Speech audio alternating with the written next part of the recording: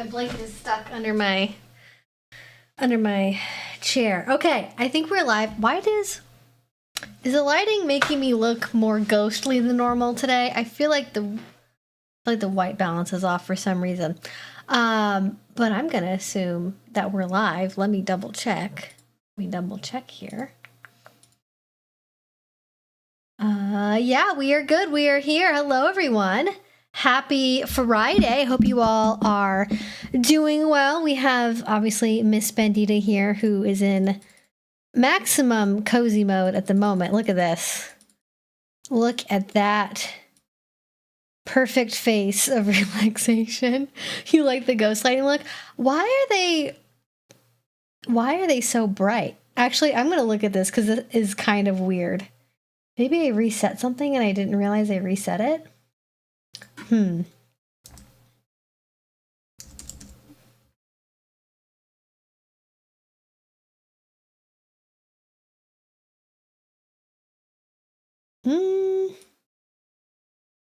It could be even brighter.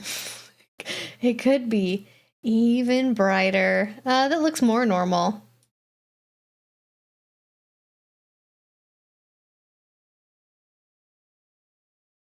Okay, there we go. That's what we're looking for, I think, mostly, yeah. Well, what I'm looking for. Okay, perfect. Hello, everyone. Happy Friday again. Thank you for letting me mess around with that stuff for just a minute here at the beginning of the stream. I hope you all are doing well. Yeah, I'm wearing a long sleeve dress today.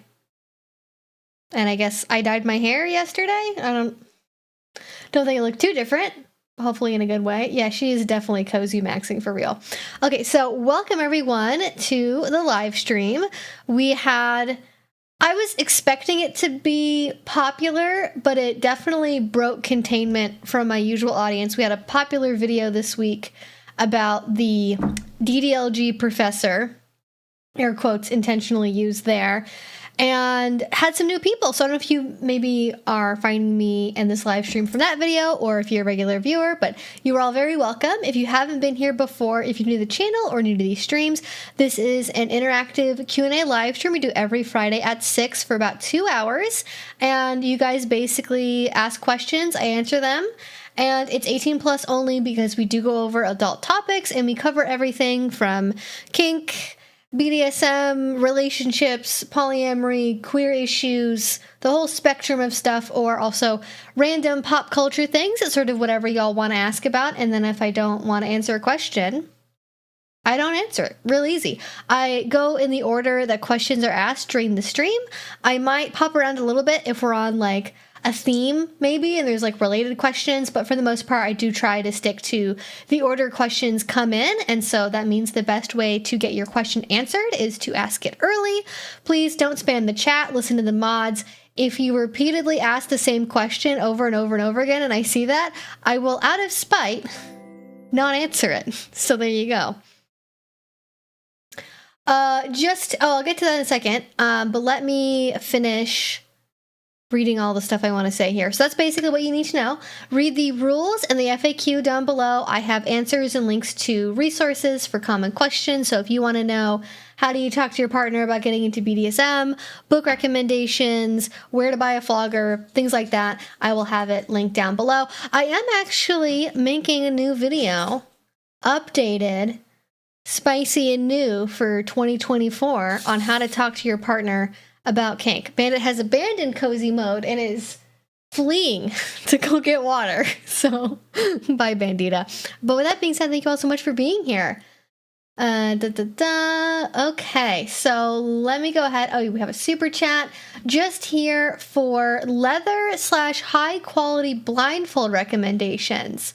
So my favorite leather blindfold, well, there's a couple, so it depends on what you want to use it for. My favorite overall entry-level comfortable blindfold that also I think like looks like a nice blindfold is Mr. S sells a blindfold, and I don't know if they have more than one version, so let me point you to the right one. Mr. S leather blindfold. Oh yeah, they have a bunch of blindfolds. I should have known. The one I like is their Ultra Blindfold.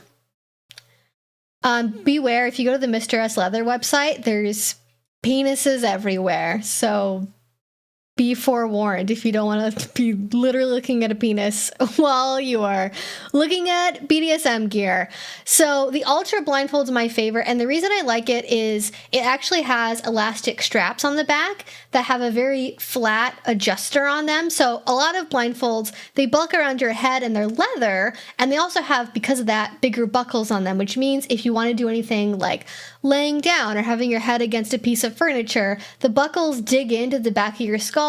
And then also, because the leather has holes in it for a set amount of adjustment, if you're like between hole sizes, that can make getting a good fit more difficult. I also feel like it's better on your hair if you're like me and you're a long hair girly, or you just want to keep your hair nice. I feel like the elastic is actually a little bit better for that versus the leather and having the big buckles in the way.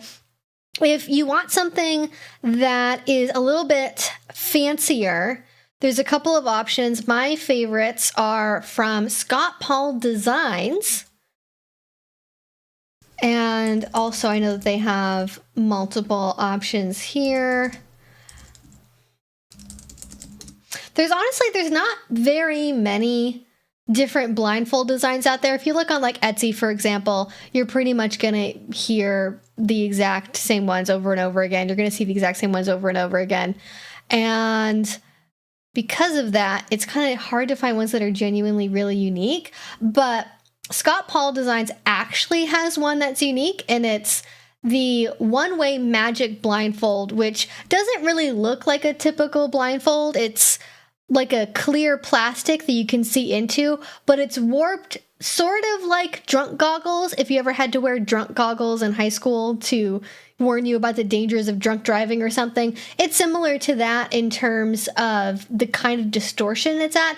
It's not as intense as that is, but it's similar. Like, it basically makes it so you can make out like vague shapes and colors, like if something's small or big, or something's like dark or red or white or something, you can kind of see that, but it makes it all really blurry. It's like looking through a bokeh effect, essentially.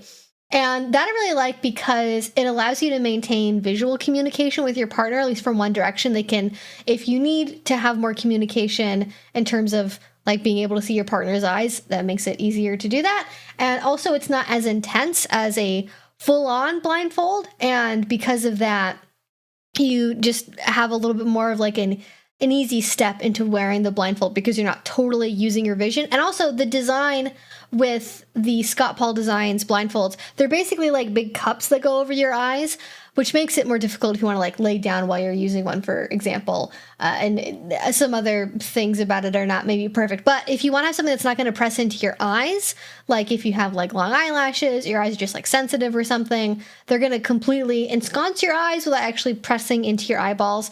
With the Mr. S Leather one, it can press into your eyeballs more, but there's actually padding under the eye, so it actually lifts up the blindfold a little bit without actually making the profile a lot bigger. So at least I have pretty long eyelashes, so I can still like feel them if I'm wearing the Mr. S Leather blindfold, but otherwise the Scott Paul one is like a really good option for that. And they also make a more traditional like padded black one too that's the same kind of like dome effect on it. The one thing I don't like about the Scott Paul Designs blindfolds is they all have this like little D-ring in like the middle over where the nose bridge is, and I just don't find that like aesthetically pleasing at all. I find that to be, if I actually could order one and be like, hey, can you not put this in the middle please when you make this, if I had the ability to do that, I would do that in an instant, because I can't think of any practical purpose for that. Like, it's so small and like you can't really yank that hard on a blindfold anyway. So anyways, those are my blindfold recommendations. It's the same ones I usually give out. Not really any big updates. There's not been any wild updates in the world of blindfold manufacturing. So yeah. Have you ever looked at the Manta sleep masks? Those stay off your eyes so they aren't leather. Oh, and the what is nice also is if you're vegan, the Scott Paul Designs blindfolds are all PVC, and I don't know if the clear one is also plastic. I don't know if that's also PVC.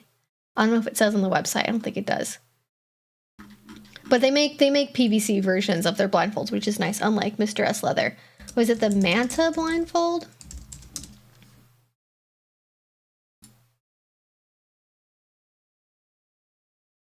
Yeah, you're welcome. Manta. I feel like I've seen these on Amazon. Is it supposed to be like a little nose in the middle? What is the little wave in the middle of these? They look almost kind of sporty. They look like earmuffs you wear if you're like long distance running. That's crazy. How much are they? Okay, wait, before I look, I want to guess how much they are. $120. Oh, they have a weighted one? Oh, okay, the weighted one's $50, which is still pretty pricey. They have a steam one that I assume releases steam onto your eyeballs. This is like a whole, what is this? Actually, this might be a good gift for somebody in your life with chronic dry eyes. I like that. That's a good one. All right, there's a sound one. There's a pro one. Okay, the pro one's more expensive. The pro one it's currently on sale for $63.79. So it says C-shaped eye cups for unbeatable side sleep comfort, zero pressure on eyelids or lashes, advanced materials and ventilation for unmatched breathability, 100% blackout for deeper sleep. And for other reasons, I assume. Okay. Interesting. No, I've never tried these before. I could see they have like a Velcro looking type attachment in the back, which definitely I could see that collecting lint. It's also not the most aesthetically pleasing. If you want something that looks like kinky, this is not going to be it for you. But if you want something opposite of that, if you want something that's going to be able to be plausibly denied should anyone find it in your nightstand or what have you, it's literally just a sleep mask. So that's really cool. Okay. Excellente. Thank you for the recommendation. I really appreciate it. Alrighty, I'm going to see if I've missed any earlier questions. Ooh, some exciting news in my life. Hubby and I are coming together to start a new contract and get back to higher protocol. We're each writing down our own list of things we want to have in the contract, and we're going to compare them and write down on Sunday. That is a perfect idea. I always really appreciate, I feel like, Lexi, whenever you share stuff, it's the best opportunity for me to be like, hey, by the way, can my camera not turn any farther in that direction? Why is it like I only get to see? She's so sleepy. I don't want to disturb her by moving it. So I guess I am just going to have to leave it like that, unfortunately. But I really appreciate you sharing, Lexi, because I always love getting to grandstand about flexibility in contracts. And I think contracts are lovely, but they work best when you can reevaluate them and renegotiate them because as the fundies would say, we all have different seasons of life. And so sometimes our season of life is high protocol, and sometimes we need to rest, recuperate, relax, focus on other areas of life, maybe taking care of family, financial stuff, working at a new job, getting adjusted to that new schedule, and maybe you go a little bit lower protocol for a while, and then you renegotiate and do something else. And I especially love getting together with already having each thought about what you both wanted from the contract, because I've seen it go both ways. Like sort of the 50 Shades of Grey model, right? Where like the Dom shows up, fully finished contract, 10 pages of rules already done, and it's like, cross off, anal fisting. Like you have to go through and you have to actively opt out of whatever you want, but there's not really space for you to put in things that you want. And it's not collaborative, it's you saying whether or not you agree to what the Dom wants, which is not, they sound similar, not the same process. And some people like that. That's also valid, especially if maybe you're more into CNC, or maybe that's the kind of control you like to have. Makes sense. Twixie says, update on my kink situation. Dom showed me that got bleeped out. He was going to send me, and it was clear that it was obviously a secondhand dog. That combined with the fact he only cared about collecting subs like Pokemon led me to dump him last night. Hey, good on you, honestly. Sounds like you dodged a bullet. I'm not sure what the words were that got censored, if you censored those or not yourself. Possibly they don't really matter, but yeah. It is hard when you have to decide to break up with someone, but honestly, most breakups are a blessing. And I hate saying, like, when one door closes, another door opens, but if you're not wasting time on a relationship and, like, forcing it, trying to make it work when it's, like, obviously not supposed to be working, your life becomes more available for bigger and better things, like people who don't collect subs like Pokemon. And there's one person I know that, like, every scene has one. Every scene, I swear to God, has a guy who's a sub collector, where their kink is not even actually doing kink. It's like showing off to usually other cis men how many subs they have. Like, look at all these women who want to fuck me. And I find that to be revolting. Like, nothing is less interesting, less sexy, less actually dommy than somebody who's just like, look at all the hot ladies who want to get it on with me and with each other for my pleasure. Like, ugh, just like, gonna get the trash can,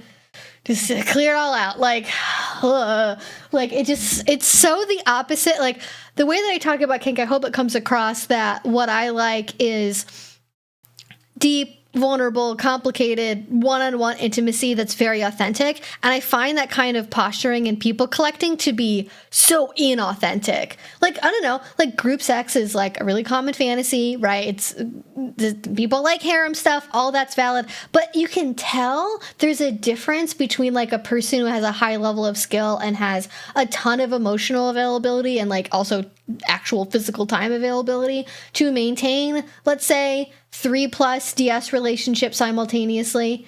But a lot of them are just like, look at, I have more subs than you. And it's like, are you really, do you know all their birthdays? Without looking, do you know all of their birthdays? Like, that's ADHD and such accepted. If you have enough partners to where you can't remember your anniversaries or their birthdays, cut it back. Cut it back, all right? That's my thing.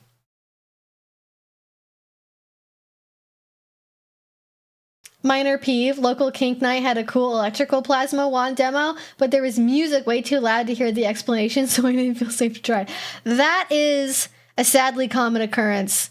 Every dungeon, it takes a lot of effort to calibrate the volume levels, and if there is a class going on, you need to have it err on the side of it being too quiet. But I've been there both ways. Like, I've been to dungeons where it's like, can they make it louder? Did they forget the speaker system? Like, it's so quiet, it's like you can't hear it at all. And I've been to dungeons where it's like, I have to wear earplugs the whole time and like not be able to communicate the way that I want to because it's so freaking loud. So yeah, hear you on that for sure. To add to it, I had a conversation with him about needing at least a semi-serious relationship, and less than 24 hours later, he tells me, oh my God, that is a wild end to that sentence. He tells me he got 3 cis women pregnant and got 2 new subs.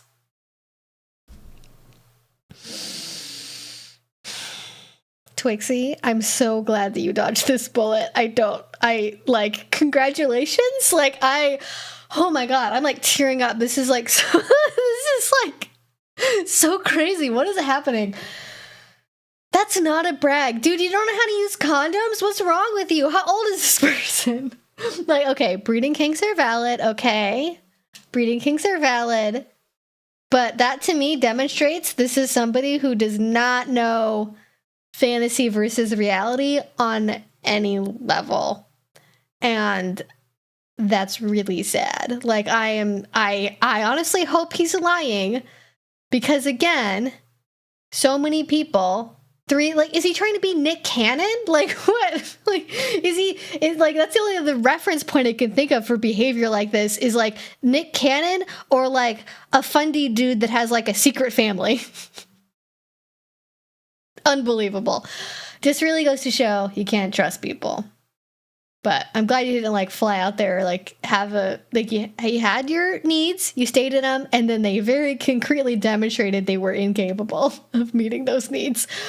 Whew, that is disappointing. I'm sorry you wasted the time you did on this person, but I'm also proud of you that you have the self-esteem to be able to discern this is not going to be a good situation.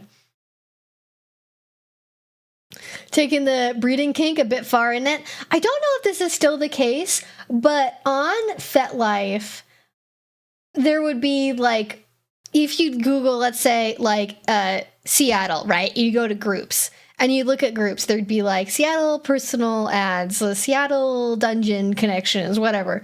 And there'd be like, there'd usually be some kind of like, it has a crazy title, like I don't know, like Seattle cream pie gangbang breeding kink group or whatever the heck, right?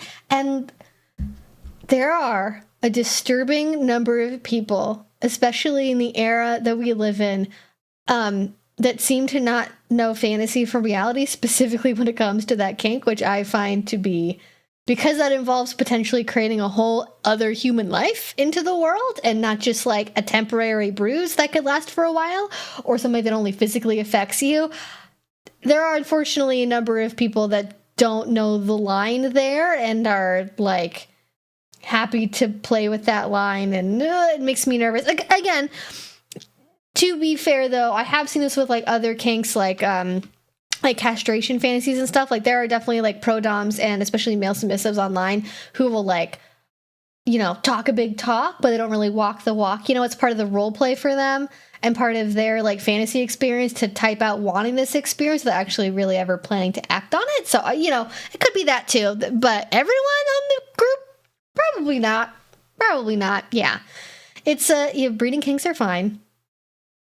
Just if it's to the point where you're like, actually doing it for real, with multiple women simultaneously, with like no discernible other plans, like it's one thing if a long-term polycule decides to like, you know, oh, let's, you know, we're in a polycule and like I'm gonna get pregnant with my spouse, you're gonna get pregnant with your spouse, and like let's raise our babies together and have like a birthday club and like, you know, like have kids in the same year, so we're kind of like tracking the same stage of life at the same time. Like okay, a little odd, but that happens. It happens for sure. Yeah, Jesus. He's 27 with the serious breeding kink. Already has 2 kids, and he showed me the positive test. How are there more details that, like, I hope to God these women are, like, older than 18. Like, there's no, what other way could possibly get worse? Anyways, I feel like shit for dumping him, even if it was 100% the right call. I mean, hey, it's, you know, relationships are complicated, people are complicated, totally valid to, like, still feel upset about that. But hopefully hearing people in the chat and me also affirm this was the right decision makes it a little bit easier, because, yeah, especially when you had a lot of hopes for this being a relationship that would work out and be really positive for you. You know, hey, that happens. We gotta believe people when they show us who they are, and I have seen that in relationships as well, where I've gone on even like 5 or 6 dates with somebody, like kind of getting to the stage where it's like, okay, we got to decide, is this like going to be a thing or not? Are we going to keep dating? And then they end up showing me who they are. Like either they like ghost me for a long time, they stop responding to messages, they're incapable of having like difficult conversations, they suddenly get like super angry about something out of nowhere. Like all kinds of things have happened where it's like, whoa, like this isn't like, you know, terrible first date and incel talking about like how, I don't know, like Hitler was a good guy or something. Like it's never that level, but like something happens that's like, it might be something that's forgivable possibly, but like I'm not in the point in my life where I'm willing to like take that risk, you know? But yeah, it sucks. Yeah, it's just grossly irresponsible all the way around, yeah. What a time to join the chat. Oh my gosh. It's always kind of a wild time, honestly, with us here at the EV Lupine live stream. So yeah, wow. Okay. Well, I hope that you have a clean and pleasant breakup as much as possible from this point onward. I hope that they leave you alone and don't bother you, because I gotta be honest, I'm a little worried about this guy making it your problem that you broke up with him. So Hopefully you block him and all the such like as necessary. Hello from outer space. Hello, welcome. Welcome. Yeah, it's the disappointment is a thing. Where can I find gender neutral chastity devices, belt/cages if they have any? I don't know any brands off the top of my head that I'd recommend, like stores to go to, but I do know that those are an option. So maybe let me think about it. And I'll get back to you on that one. Usually, honestly, the main thing that I get from, especially if I'm dating a cis man, the main thing that cis men tell me is that I am intimidating.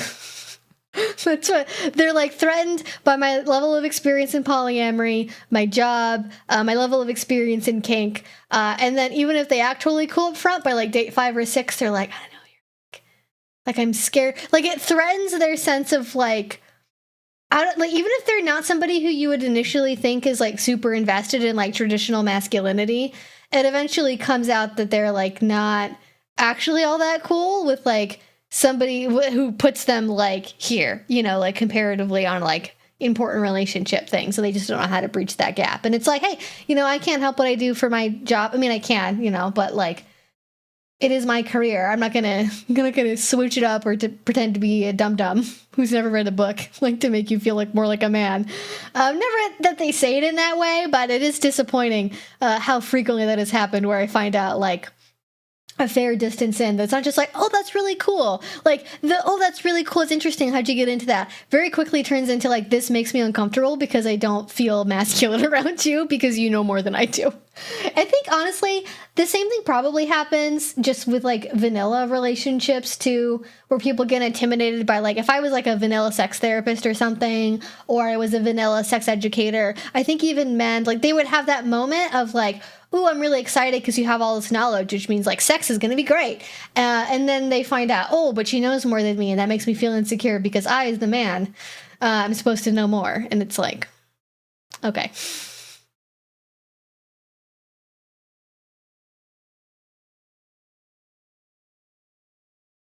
Evie has remarkable eyebrows that demand a certain level of consideration. Yeah. Yeah, my eyebrows, they do all kinds of things. Yeah. Yeah. Listen, you don't get the Morticia Addams haircut without deserving it, all right? Oh, you had to change your name because you're not allowed to be Hellhound anymore? My partner wants me to be my otter alter? Well, I don't know about all that, but I hope that you're doing well, and we are happy to welcome you as otter or hellhound or whatever you prefer to be referred to as the moment or whatever alter space you are in.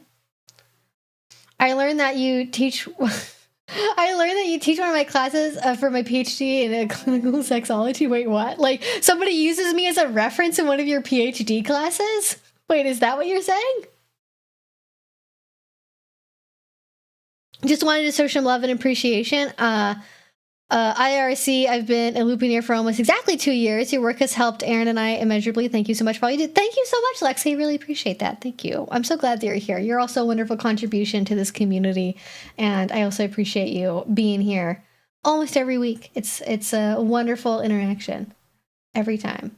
And I don't know if Aaron's here with you, but also hi, Aaron. Yeah, there gets to be a point where you're like too educated and it like makes people uncomfy, which is I don't even try not to be. I just am not an elitist. Also, we have 143 people in the chat. Welcome, everybody. I try very hard not to be an elitist with education. I very firmly believe, especially in America, oh my gosh, first of all, I know so many people that could have gone to college that didn't get to because they didn't know what to major in and their parents couldn't help them financially and they couldn't go to college financially just independently on their own, or they have like learning disabilities, or they have like unmedicated ADHD or something that makes like, you know, reading textbooks or focusing for a test really difficult for them. So they maybe tried to go and then had to drop out or something. Or I know people that they're very intelligent with like other things, like they're very like kinesthetically intelligent, mechanically intelligent. Maybe they're like a body worker or something, right? and their intelligence is just in like a totally different realm where like it's not just about being able to read books. Like I'm good at like reading books, reading studies, analyzing things, test taking. Like I fit into a pretty good academic mold for the most part. Like there wasn't really other than maybe certain subjects, I didn't struggle like with school itself. But I know lots of people that are like way smarter than me in like so many areas where like I don't know anything about anything and they're way smarter. And I don't think that like any one thing is superior. And, like, I know a lot, like, I have met people that are lawyers, doctors, like, they have messy personal lives. They're not good people. They, like, okay, maybe you got into med school and you make a bunch of money and whatever, and good for you. But also, you, like, possibly because of all the time you spent in school, are, like, emotionally regressed to being, like, barely a teenager. Like your legal age says 35, but your emotional intellect and ability to interact with other people and handle adult relationships is like 18. So anyways, I don't know how I got off into that exactly, but everyone has their own strengths and weaknesses, and this is not just like random pandering. I genuinely mean it. Like, I think people get very insecure, especially around like people who have achieved a lot like academically or have a higher degree than them, and that's because our society like treats that as the be all end all of like what it means to be a smart person. But obviously, like, you can still be very smart and just have a different life path. It doesn't mean anything.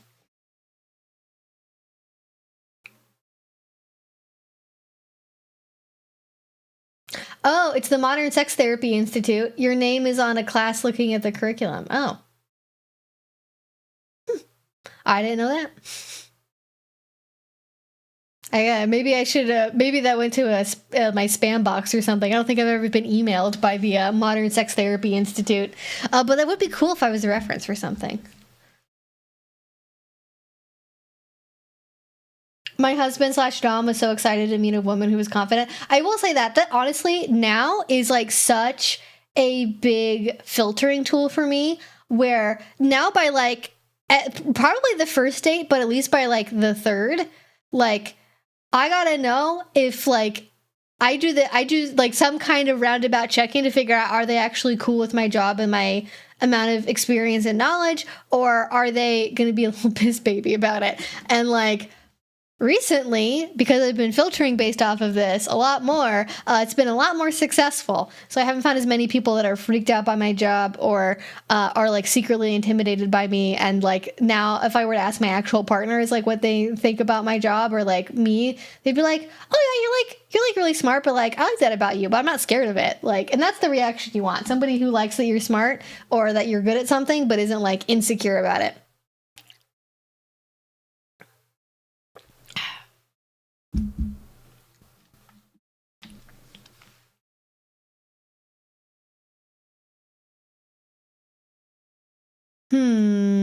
Okay.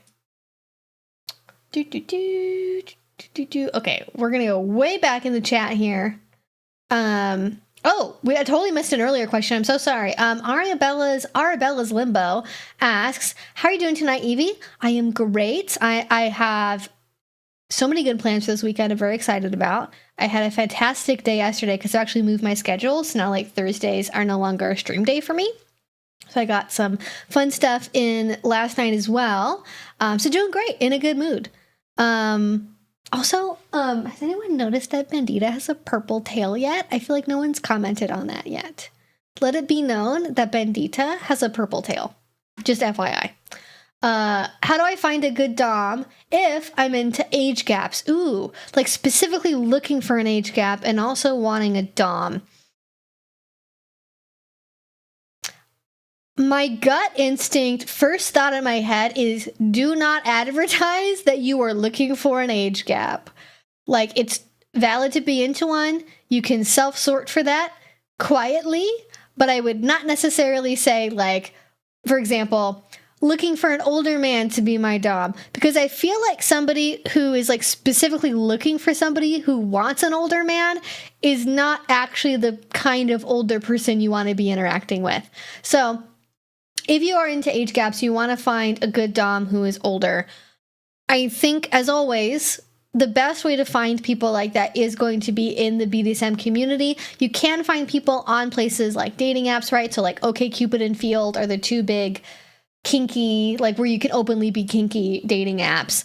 Though, especially if you're looking for older people who are seriously into the lifestyle, that have a good reputation, you're probably not going to find very many of those folks on dating apps, depending on like, are we talking like you're 20 and you want to date a 35-year-old? Or are we talking you're 20, you want to date a 60-year-old? Because like age gaps can mean a lot. If you're looking for somebody who's like in their 30s and their 20s, but still an age gap and older than you, like you'll find them on dating apps. But if you want somebody who's like 50 or 60, they're not going to be on there, like pretty much. At least, again, the people that have a good reputation, have experience in the lifestyle and so on, as opposed to like divorcees that are looking for, you know, a young hot thing to do something with to make them feel alive again. Ugh, like even just saying that makes me feel really creeped out, but that is the mentality, unfortunately, that some people do have. So going to in-person events, going to like munches, discussion groups, always a good option. Social events as much as possible. You definitely can meet people at dungeons, though that can be a good way of also seeing people and how they play and their style. But I think if you want an older person, it's good to have somebody who's like involved in the local community, not necessarily somebody in like a position of authority who's like running the munch or something, but if they're more involved, then you can also be involved. I feel like that's much better than like, let's say an age gap where somebody goes like, and now you're my sub and no more going to parties or no more going to events because I want to completely influence you and no one else can. Like that would be a red flag. Somebody who's more involved is going to be, not that it's less of a red flag necessarily, it just is like a positive thing that they're involved in the community and they have maybe some of those connections. You can post on like personal pages on FetLife, like the personals ads groups, like, you know, Cincinnati area personals. You can post in those, but again, I'm not sure what your ROI on that's going to be if you're going to get the best people for that.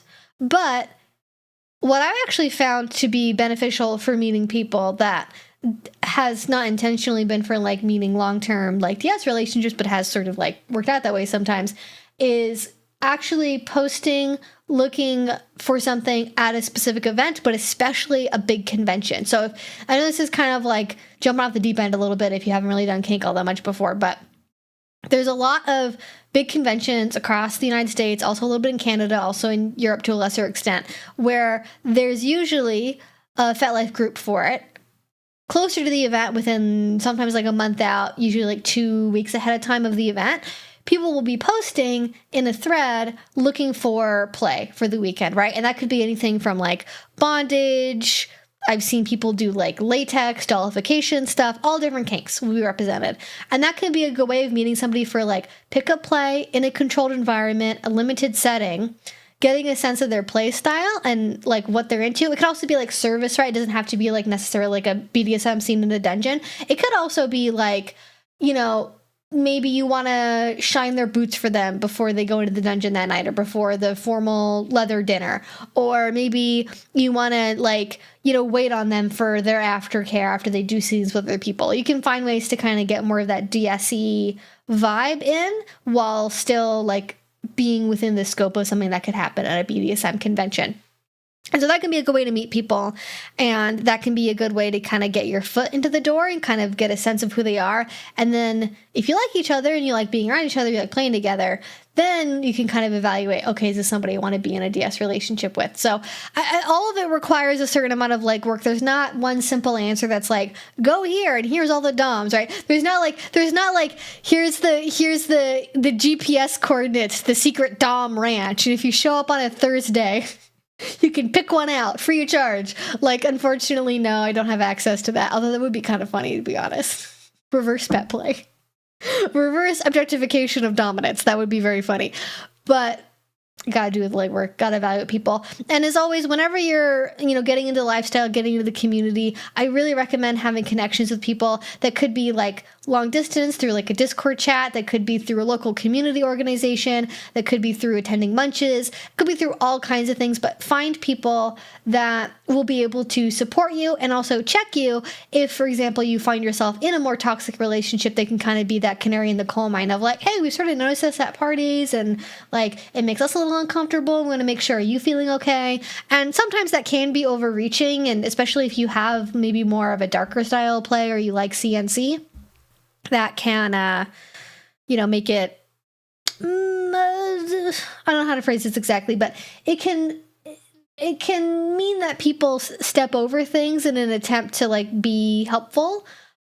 But really, it's like, I think most people mean well even when they do that. Now, online strangers on FetLife saying whatever and like being like, oh my God, how dare you do this kink? Like, that's one thing. But like people who know you in real life, they mean well. They mean well for the most part. But thank you for your question.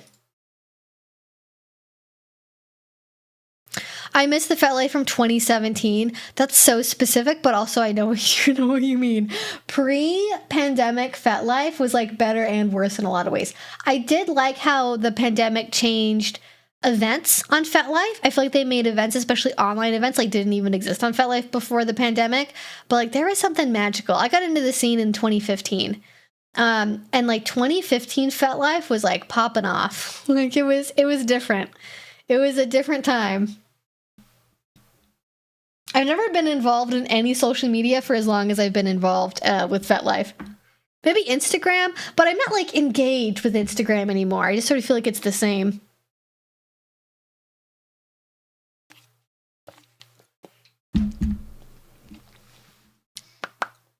Okay, moving on. Next question. How did you get the name Bandito for the adorable pupper? All I'm thinking here is a 21 Pilots song. I don't know anything about 21 Pilots, so that went over my head. But I call her Bandita because, not Bandito, but Bandita. Sometimes I think I do call her Bandito sometimes if it rhymes with something. But I usually call her Bandita. But that's because if I say her real name, which is Bandit, it's her like sleeper cell activation word. So if I say her actual legal name, which is Bandit, she like instantly wakes up and is like, oh, what's happening? So if I'm streaming and I want her to stay relaxed, I call her a nickname instead. But yes, she has a whole separate legal name that's related, but I call her Bandita because I think it's cute. Actually, I think my ex started calling her nicknames first before I did, and then I adopted it, and then it kind of just went from there because that's what always happens with pets. But I got her when she was 7, about to turn 8. So she had a name long before I ever had her, and she knew her name, and she always comes when she's called. She's a really, really good recall, especially for a Pomeranian. And so it just stuck, and I was like, well, this is your name. And she's the love thief. She's the bandita of love. I'm stealing everyone's love. But yeah, I don't know how she got that name originally. She just kind of had like spectacles because she's a wolf sable, so she has kind of like spectacles around her eyes, and so maybe it's kind of like a mask type thing. I don't know. 2017 was a Tumblr banned nipples. Wow, that was the exact year that happened, huh? I'm sure a lot of people flocked over to FetLife. You know what? I've never thought about that before, but you are probably right. I would not have thought that would be like an integration that would happen between those two platforms, but I just figured all the Tumblr people moved to Twitter, to be honest with you. But yeah, definitely FetLife too, for sure.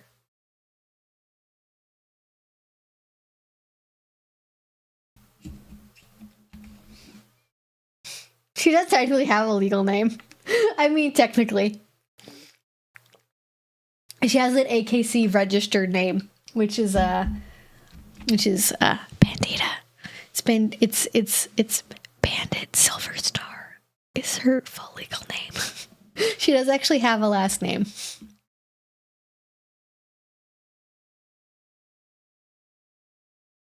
Oh my gosh, 153 people. Welcome. Okay, let's get to some more questions. We talked about masks. Rune asks, do you know of any conventions or larger events specifically for queer women / NB people? So there is an event that I know of in California, and it's called Desire. And I think it's a camping event. Yeah. I'll put the link to it in the chat.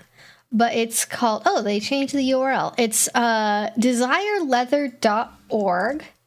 So put it in the chat right now, desireleather.org. And it's just happened, it was in October. So it'll be next year. Oh, we found a new venue. Yeah, it is still in California. Let me see if I can, where's the about section? Let's see, gender policy. This page is like not loading. Gender policy. Desire Leather is not open to be attended by binary trans men or cisgender men. Please note that Desire Leather is a play party for women, genderqueer, gender variant / expansive, gender diverse, trans people, and non-binary people. Desire Leather is not open to attendance by binary trans men or cisgender men. We require all individuals that attend to show up and participate at the event as a person identified in one or more of the following gender identities. And if you are unsure if this event is for you and you want to further discuss this, please email. And then it gives the email address. And they give like a whole list of all the people included in there. So there's all the different terms you could want, except for maybe, I guess, if you're a binary trans man, in which case you're not included in this. But boys and butches and daddies are included. So that would be the one. I think they do like one big event. And they do munches too, and they might have other parties, but they're in California. But Desire is like the big one that they do. So that's what I know. That's like a whole convention. That's like a big event for queer and trans people, and for like also women specifically. But there's probably more out there. I just don't know what they are. Yeah, we're doing the ASMR thing again. Yep. I had to do it because I don't want to activate Bandit via her sleeper word, so I have to be careful. I have to be like, oh no. She's like conked out though, my goodness. She had an exciting day today. Ran all kinds of errands, and I was in and out of the house, and she gets revved up when that happens. Good question though. Glad I could talk about that. You know what? Maybe she isn't feeling like being on camera today. True. I should respect her wishes. I've never watched Rent before. Oh, yeah. I had to censor the word collar because there was like a person in the chat for months who like kept spamming me every variation of like the word collar, and like I don't want to bring it back. I don't want to jinx it, but like that was real annoying.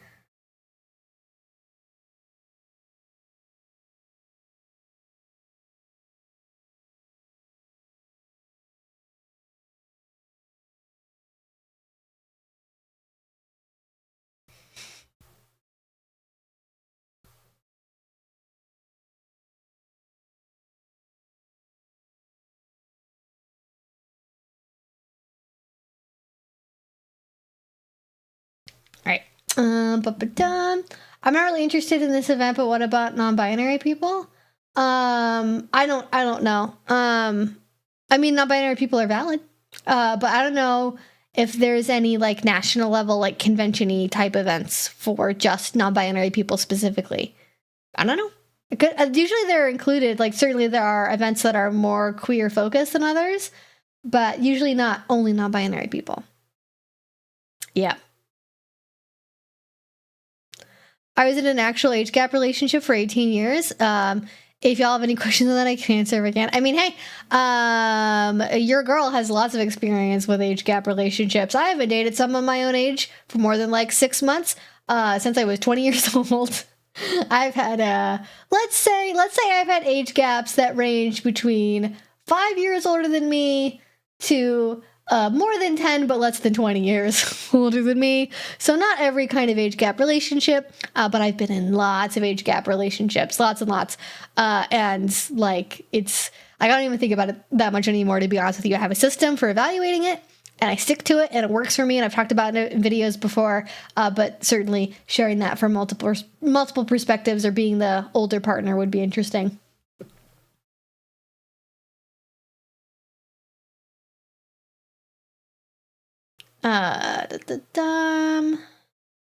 Pokemon themed scene, Pokeball gag. Pikachu used shock and super effective. Oh my god.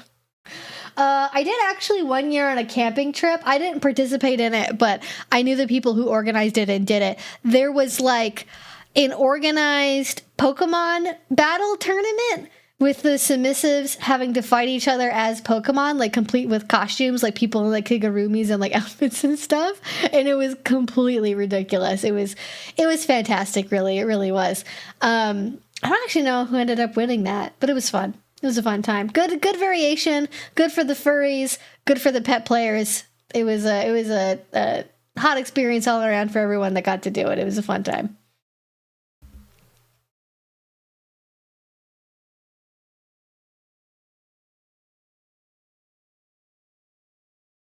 All right, looking for questions. Oh, it's back to the gender neutral chastity devices. Yeah, I don't know. I don't know any. I know like styles of chastity devices, but I don't know any big brands. Because I don't really do that as a kink. But if anyone in the chat has recommendations, they're happy. They are more than capable of giving those recommendations if they want to. Oh, do fursuiters even visit dungeon/kink events? Maybe you mean ever. Actually, I've seen more and more over the last couple of years. I've seen not at random dungeon nights necessarily, but at big conventions I've seen fursuiters. I know a lot of people who are furries, but maybe aren't fursuiters. Like at the very least, a lot of people that are kinky also like furry porn, even if they're maybe not in the furry community or, they don't own a fursuit. Like, I think kinky people are like, I never met a kinky person who has a problem with fursuiters. So I think even if you're like the only one there, you'd be welcome.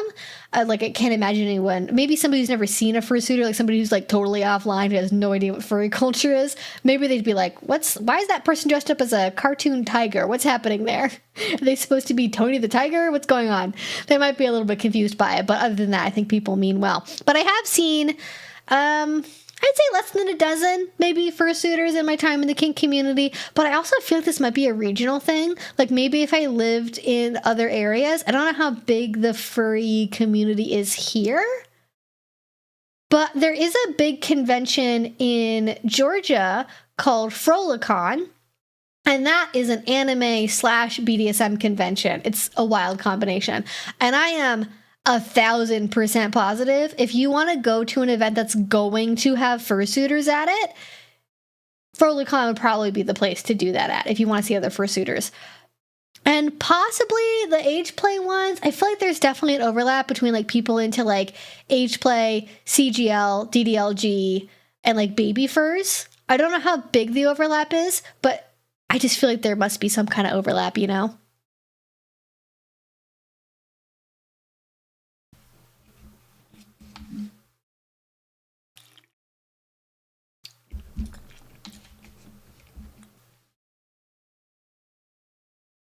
Okay.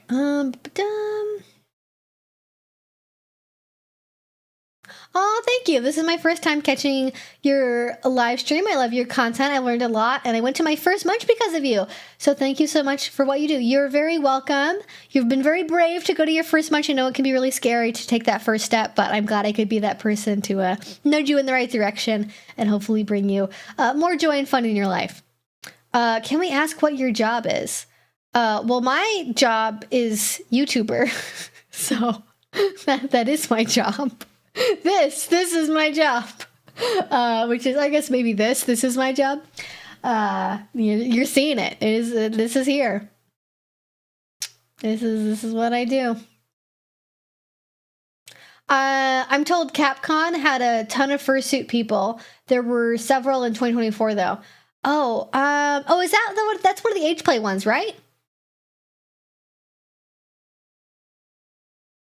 I haven't ever been to one of those. I'm kind of curious about going and learning more about this different community. I'm not in, but I know about it is related to the part of the community I'm in.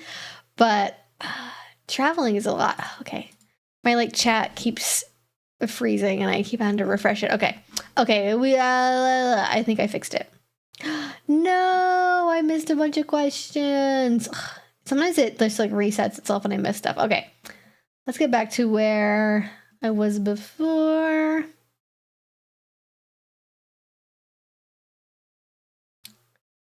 This is better than ASMR. Thank you.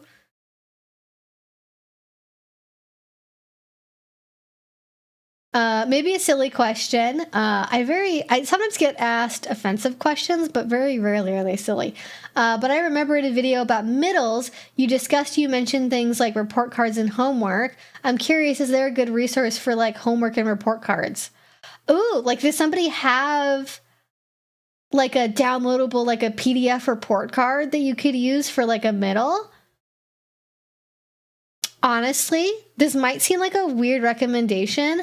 I would look at like Pinterest homeschooling resources and like get a Canva account and then like, oh, actually you might actually, wait, let me look at this. If I go to Canva, are there templates for report cards? I might have just totally figured this thing out. All right, report card. Oh, there's even separate college report cards. Oh yeah. Oh, there's so many. Okay, if you go to Canva, and you'd have to fiddle with it to make it to your taste, but I think honestly, people would probably like that. But it looks like Canva is full of report card designs. Ones that are kind of more simplistic and ones that look more kid-like. Ooh, there's one that looks like kind of academic. Oh, that's cute. Blue gold middle school report card. There you go. Okay, so that's the report card. What was the other thing we were looking at? Oh, just homework assignments. Yeah, I think I'd probably just like look at like Pinterest homeschooling resources or workbooks. Ooh, like a cursive workbook or a math workbook. You can get those books that are designed for kids to use either when they're like, if you're maybe a little bit of the older side of being a middle, it could be like SAT prep books or AP prep books. So you could use those, or like Khan Academy resources probably too. And if you're more on the younger side of being a little or a middle, I would do like the workbooks that are designed for summer vacation to like prevent the student losing all their learning from the year before, right? So like,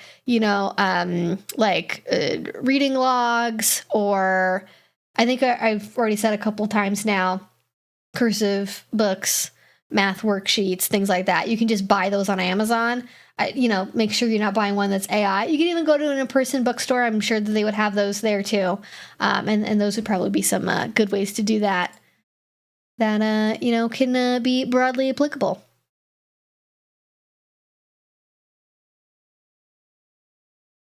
I made a report card for a little and shared it on Reddit a while back in the little space sub. Ooh, that's a good point too. Yeah, I don't know what all the different like subreddits are for like DDLG or CGL or like littles and stuff, but yeah, could also be worth looking at that. There's other community spaces. Looks like there's at least one out there if you look for it. Teachers Pay Teachers have a lot of free or low-cost resources, worksheets, games, etc. Thank you for the recommendation. That's a great one. Unironically, I found modern cursive handwriting useful as an adult. Yes, exactly. Oh my gosh, thank you for becoming a member. Spawns Handler. Welcome. The data identification system. Yeah, exactly.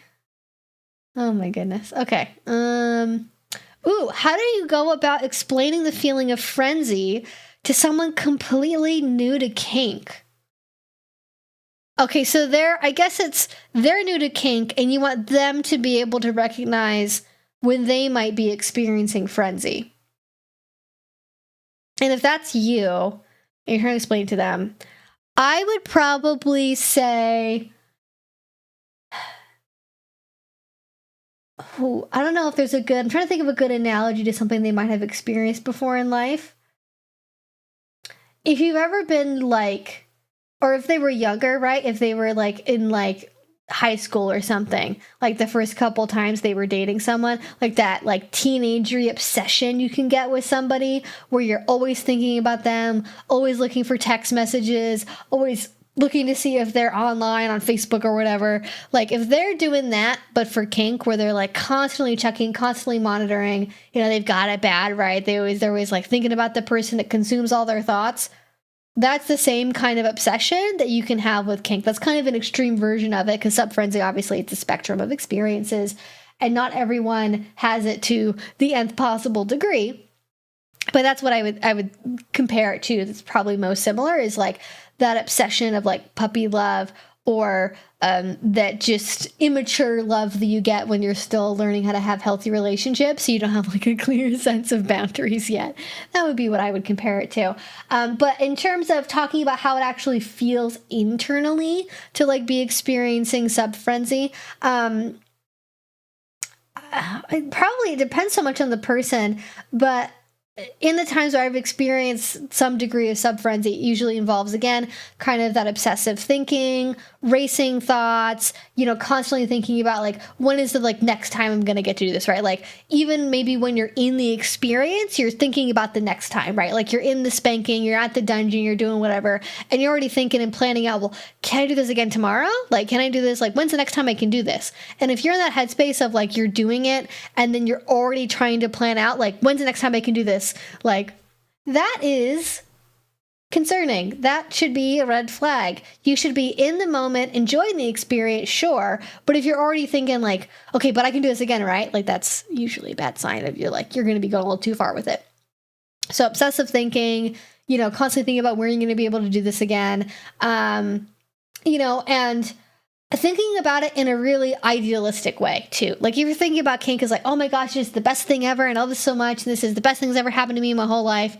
And, like, you know, it can be true that kink can be, you know, it certainly was true for me, right? Of, like, kink being this thing that's a really big part of your life, and you're getting to fully express who you are, and all that's really wonderful. But if you're only ever thinking about how amazing and wonderful it is, and you're never really stopping to slow down to be honest with yourself about, like, yeah, the lighting in the dungeon was kind of shitty, or that person I played with, you know, they gave me kind of bad vibes. If you can't be realistic with what's happening around you, and you're only able to focus on the positive, that's going to be another, you know, red flag. And I would also say, too, anything in your body that feels very, like jittery, you know, anticipation, anxiety, but in like a positive way, like you're really looking forward to something, again, kind of that anticipation feeling, excitement, but in like a way that's like all consuming. And then it also gets into behavior stuff, right? Of like, you know, you're ignoring work, you're losing contact with your vanilla friends. It's the only thing you ever want to talk about or think about. You lose interest in your other hobbies you have. Like, maybe you stop watching your favorite TV show, or you stop doing cross stitch or knitting or something, and everything in your life is about kink.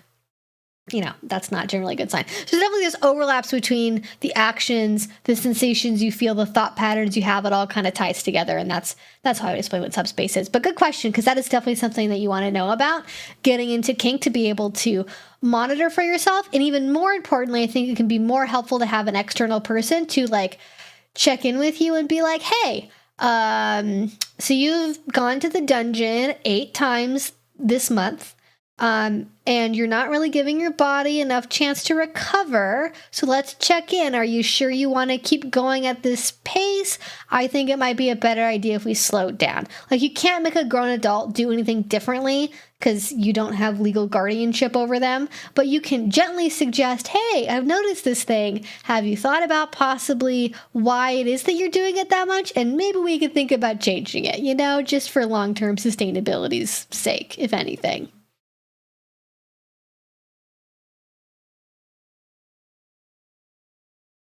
Oh my gosh, 160 people on the chat. Welcome.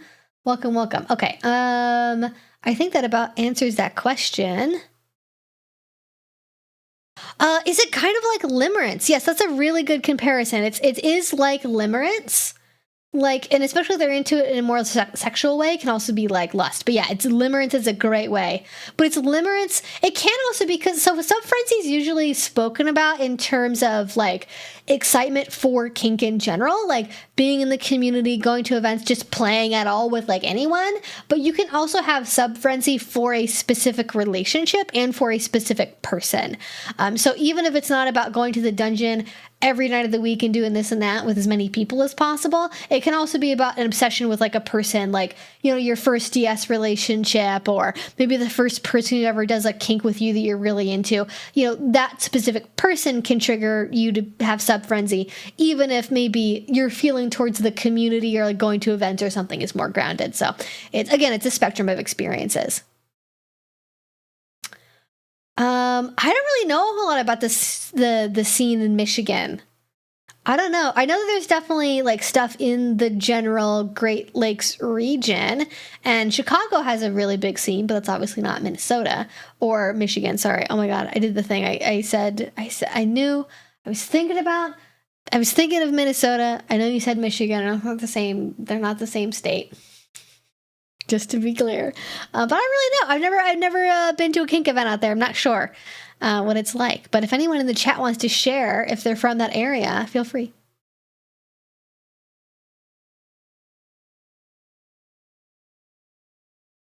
Yeah, that was my sub frenzy for sure. It was coming off of a bad patch of my relationship, and DS was such a revelation. Yeah, and it can also, like, it's not even just necessarily meeting new people. It can also be something when you introduce it into a relationship. It can change things so fundamentally that it's like it is kind of like a drug. Like, it is something that's really intense that can completely reevaluate the way that you see things in your partner, and that can be really positive. But if you lean too far into that without guardrails in place, it can ultimately end up being destructive, because that just is not sustainable. You cannot stay at that level forever.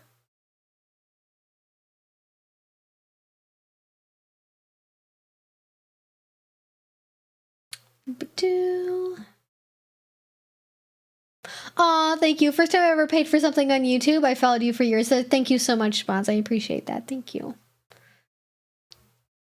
Oh yeah, that's what I forgot to say that at the beginning of the live stream. So if you want to become a member, we do have YouTube memberships, and we have a wonderful set of custom emojis with very cute little drawings in them of me and my pupperina.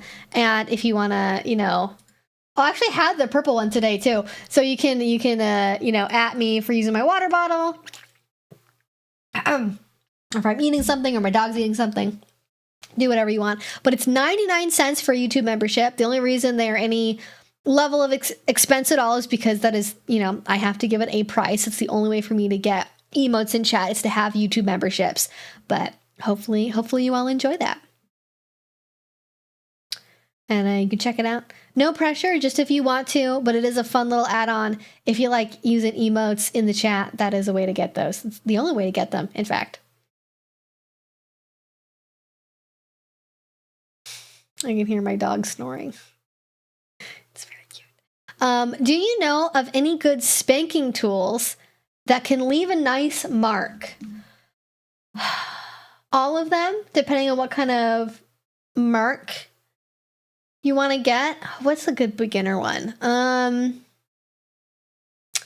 If you like stingy and you don't want to spend a lot of money, I feel like a spatula is a good tool. Or a ruler paddle. Be careful if you want to use an actual ruler, because they can break pretty easily, and also a lot of them have like a metal edge that, you know, makes them pretty dangerous to use in somebody's bottom. But like a spatula or a ruler type wooden paddle, if you use those without warming up first, and you just like do a really quick like hard smack with them on cold skin, they leave this really interesting pattern where it's white where the actual impact was, and then there ends up forming like a bruise around the outline of where the toy actually hit. So you end up kind of like with a spoon, right? You end up with kind of like a sort of a halo around the spot. But any impact toy can more or less leave marks if you try hard enough, and your partner is capable of bruising in a relatively easy fashion. So it's more about, I think, finding the sensation you want to have more so than, or even the type of marks you want to have. Canes in general, if you're looking for like a general category of implement, though canes are relatively high skill, but harder for a beginner to use with the appropriate form compared to, say, like a paddle, for example. Canes, however, I think have a reputation for leaving very pretty symmetric marks. Again, sort of usually that typically like invisible outline of like where the toy was with that kind of halo effect around it. You kind of stripy marks with canes. But again, any implement can potentially leave deep marks depending on what kind of toy you're using, but usually, paddles or something that's more rigid and firm. If you want general bruises, you're going to be looking at like thuddier, heavier toys, or using your hands. If you want like general bruising and you want a good place to start, spanking is a great option for that. If you want to take off more of the surface thing, I really recommend wearing like leather gloves. Those are just fun in general. Gloves are always fun. But, I haven't met a bottom or a sub who's ever said they're turned off by gloves. So it's if you want to have a good instant key into your dom or top headspace, a good pair of gloves can do that for you. So it's also a headspace thing and like an outfit thing, but it can also be something that benefits the impact play as well, where the leather gloves kind of takes the edge off of the sting, where if excuse me, if you like the sting, don't wear the gloves. But if you want something that adds a little bit of padding and protection to that, maybe helps you play for longer, the leather is good for that as well. But yeah, pretty much any toy can leave marks. Mm-hmm.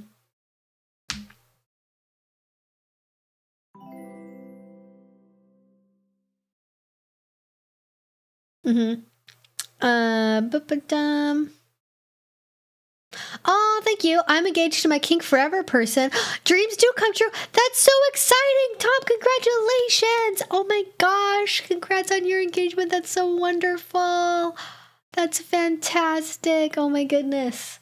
Dreams really do come true, y'all, okay? Dreams really do come true.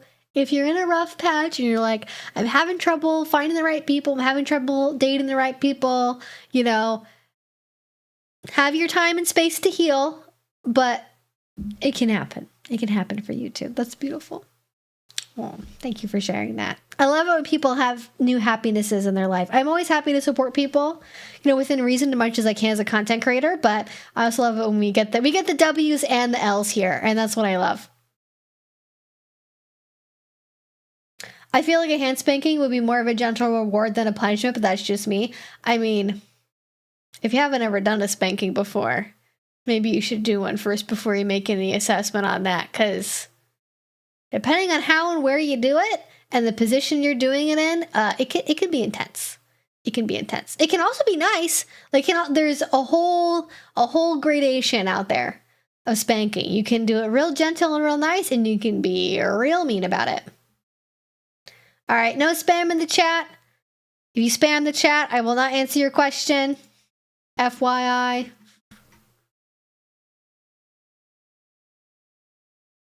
I just started doing DDLG with my dom in a non-sexual way, and we were thinking about going to a kinky daycare event a dungeon here offers, and I'm sort of anxious about it. Do you have any advice? Ooh, kinky daycare event. I think the first question that comes to mind for me is, what about it specifically would make you anxious? Like, are you worried about the people interacting with you, like boundaries being respected, fitting in with other people, it being the right vibe, right? Like, if you're doing non-sexual kink, are you worried about, at least with the DDLG portion of your relationship, are you worried about it being like too sexual for you? Like, there's lots of questions that come up. I think if what you're worried about is like, am I going to be in a similar headspace to other people? Like, is there going to be like a similar level of like sexuality happening at this event? At least in my experience, most Littles events are very explicit about like if sexual contact or like sexual energy is allowed in the event or not. What I have seen happen is if there is that at the event, usually be bifurcated in the middle, and you will end up having the first half of the night be non-sexual entirely, like coloring books, cartoons, things like that, maybe making a craft or a snack or something together, or games or something. And then the latter half of the night is when things can be sexual, and especially if the event space has room for it, even that will usually be separated out and be in a different area if there can be a different area for the event. But definitely check on that for if that's something you're worried about with the event, and just generally read through the guidelines. If there's maybe like a group associated with this that you can get in touch with, either like through a direct message or through like maybe a group or something on FiLife, you can talk to them too and be like, hey, I'm considering going to this event. What do you think a new person should know about this event in terms of, the kinds of people who go to the event, how busy it is. Is it going to be maybe overstimulating? Maybe you're worried about that. I would pack to prepare for a variety of possibilities, right? I would pack, for if things maybe don't go so well and you need like comfort items or things to like maybe tone down the intensity of the experience, right? So like earplugs, blindfolds, whatever sort of sensory stuff that you need to help with that. Usual aftercare stuff too. And then if things go really well, like what are things that you would enjoy doing that you want to bring to the event, right? Like maybe you bring a coloring book or you bring a favorite toy with you or something to share with the other littles. Because if what you're worried about is like, I'm anxious about like fitting in with other littles, if you bring an allergen-friendly snack to share, you're going to have so many friends. That is the key. It always works. It always works. Trust me. But it's just identify what the anxiety is, see if there's things you can troubleshoot around it, or that maybe if you learn more, you have more information about it, it'll be helpful. And my general advice is if you're worried about going to a kink event, if it's your first time going to any event or a first time going to a particular event, go there early. Get there early if you can when it's a little bit less busy, because if you want to be able to fit in and have a more low-key experience before the full-on event starts, it's definitely easier to go in right when it first begins versus like walking into everything in the middle of it and then trying to awkwardly like sidle into like, hey, can I like sit at your table? Like it's usually easier if you get in early when it's not as busy. So yeah, hopefully that advice helps, but I hope you have a good time. That sounds like a really fun event. And if you get any red flags, I have hiccups apparently. Okay.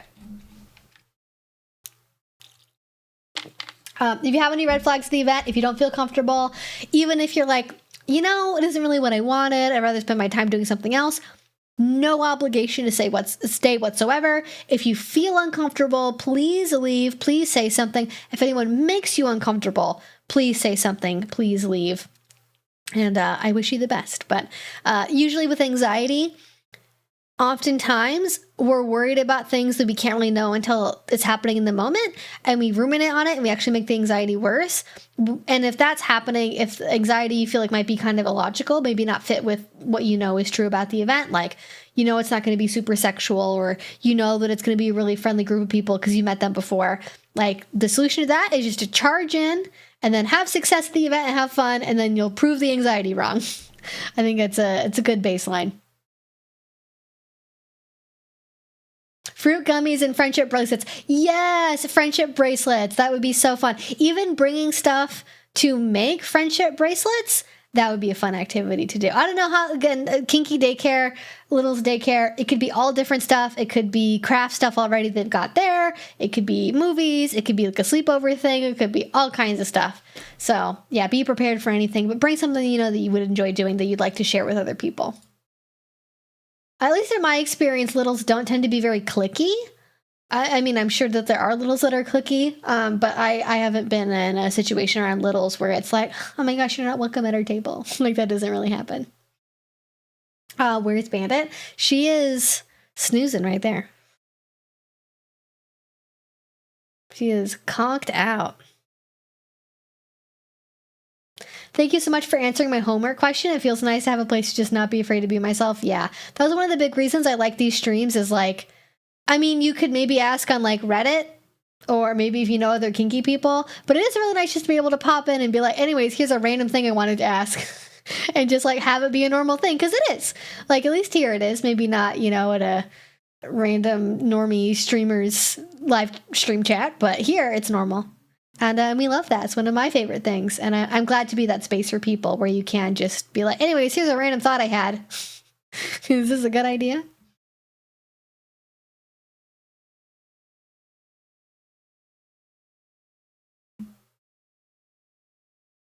What do you think of a bondage equipment known as a what? Pedal force? I don't know what that is. Is that like the crawler gear? Is that like the one where people are on like all fours on their like elbows and knees? I feel like it's fine. I feel like it seems like too much work and way too much leather. I feel like I'd rather just do something temporary. But bondage gear is fun. I like bondage gear. Usually not that intricate. If I have to get custom sizing for bondage gear, it's probably too much. Thank you for answering my question about limerence a few weeks ago. Kind of still in that phase, but it comes and goes. It's not as dramatic as it used to be. That is the fun and the bad thing about limerence is it doesn't last forever. So if you feel out of control and you're like, oh my gosh, I don't know how I'm going to ever cope being around this person or not being around them, and it's like, okay, well, eventually our brains can't hold on to that for forever, so it will go away and things will equalize eventually.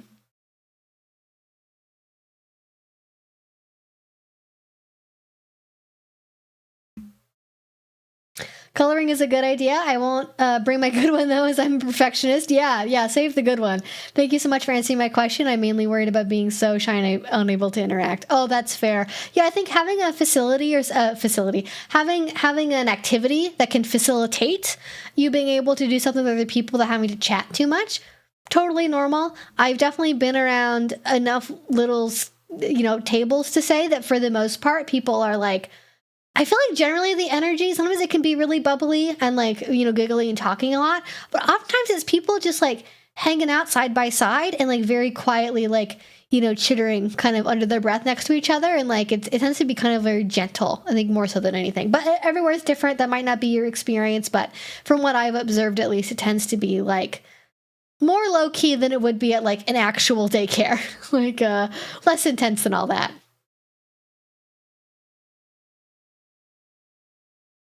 Alrighty. By the way, if you asked a question earlier, the chat froze. So if you asked a question like earlier than like 15 minutes ago, I probably lost it. So feel free to put it again in the chat. I will give you amnesty this time for repeating a question, because I hate missing people's questions. Because there's this middle point of the stream where I feel like I miss questions because YouTube doesn't actually show me every chat for the whole thing. I have to scroll to a certain point and then it cuts me off. So if I haven't answered your question yet, feel free to ask it because I want to make sure I get to it. Unrelated, Evie. Oh, this is fun. This isn't even kick related at all. I think a few months back you talked about cold oats. It's now a weekend meal. Any vegan meal prep ideas? I'm very boring and I make the same stuff a lot. Now my technique with the cold oats is blending them first. So instead of having the whole oats, I actually blend them. So it ends up being kind of more like a mousse or like a puddingy texture. It's not as oatmeal like, which is a fun variation.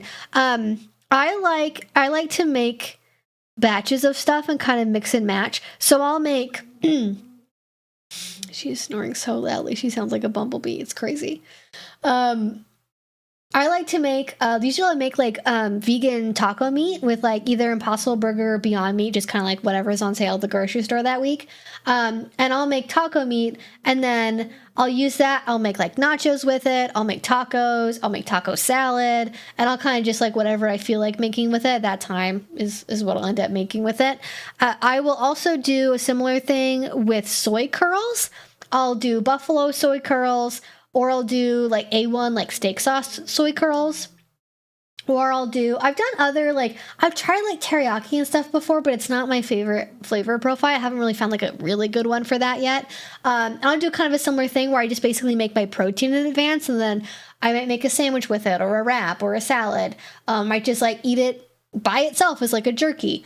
And that's basically what I do is I kind of make the main protein and then I'll like mix and match it with other stuff as I feel like making it. So soy curls are good for that. I like to buy seitan stuff. I haven't found a great way to make homemade seitan yet that's as good as the store-bought stuff. Yeah, that's pretty much what I do for meal prepping stuff is I'll make the main protein and then I'll just have different options I can mix and match with it. So like lettuce, tomato, bread, some kind of wrap thing, different dressings, and then like different filler stuff I might want to put with it.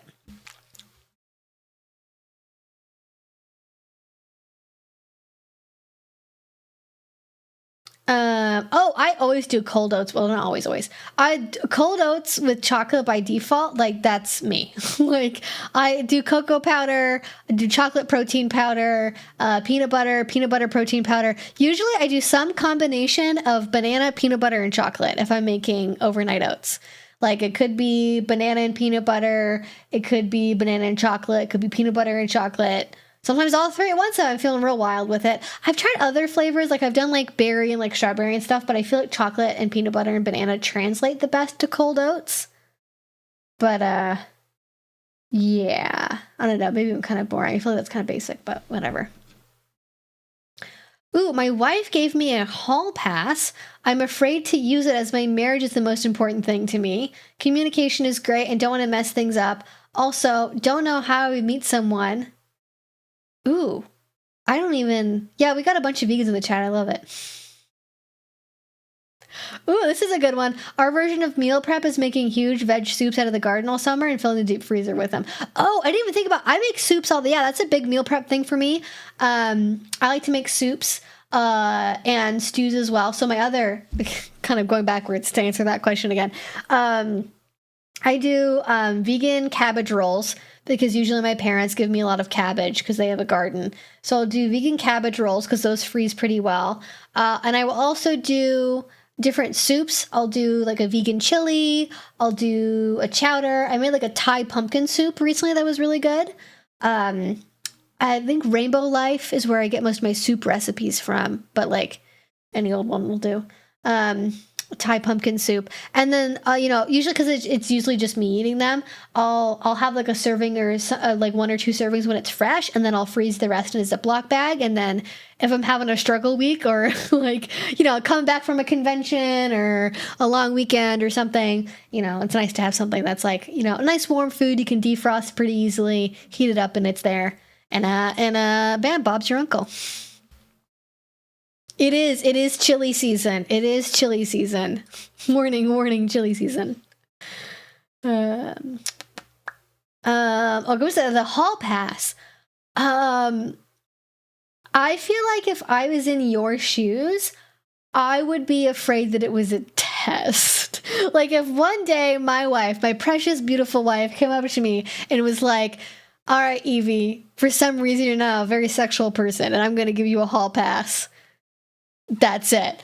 I'd be like, am I being tricked? Is this a test? Like, Mansper people talk about like women, what did they say? Like shit tests or something? Like women give you shit tests. I don't think it's that. But if communication is great, then it shouldn't be a problem to ask for more information. Like, I guess I don't know if she randomly came up to you and said it was fine, or this came out of a conversation of like a desire to, potentially explore other relationships sexually or something. I don't know. But that is the risk you take because monogamy is so ingrained in a lot of people and is so important to people. It's okay to ask for a lot of reassurance up front of like, I'm not thinking about doing anything yet. I haven't found anybody, but I just really want to make sure, is this something that you want and you're comfortable with because you're the most important thing to me. And actually, the book I'm reading right now, it's by John Gottman, and it's called What Makes Love Last. And it's vanilla and definitely very monogamy focused. Like there's a lot of stuff in there about infidelity I don't necessarily agree with. But one piece of advice I think that could be very useful for people is he talks a lot about like making the relationship feel special. Like he actually has this section where he comes for Esther Perel's lunch. Like he's like, Esther Perel says, it's like when I've read like philosophy papers where like a philosopher is like subtweeting a philosopher in their paper, but in a published book. He calls her out by name and is like, Esther Perel, parentheses, love her. Not really, but that's kind of the energy. Esther Perel, parentheses, love her, talks about how to maintain like sexual intimacy in a relationship long term is like maintaining mystery with your partner and yada yada. But I don't think any of that bullshit's true. And I think that in order to have a really healthy long-term relationship sexually, you need to do these things instead. And a really big part of it is feeling special and worthy of being with your partner, essentially. Like, do you fulfill a special role with them? This comes up in polyamory a lot because, like, people are obviously they don't want to feel interchangeable. But, like, I think emphasizing to your partner that, like, they're the one for you, you still want to build a life with them, you're still by far and away prioritizing them in your life and you're special. That, I think, is the key. Maintaining that sense of specialness and reaffirming and just going real slowly. And also making sure with them, how much information do they want to have, right? They want to know. Some people, they feel more comfortable when they know everything. And some people, they just want to know, like, that it's possible it's going to happen and that you're being safe. And then they just want to have totally hands off. So make sure you talk about that specifically too.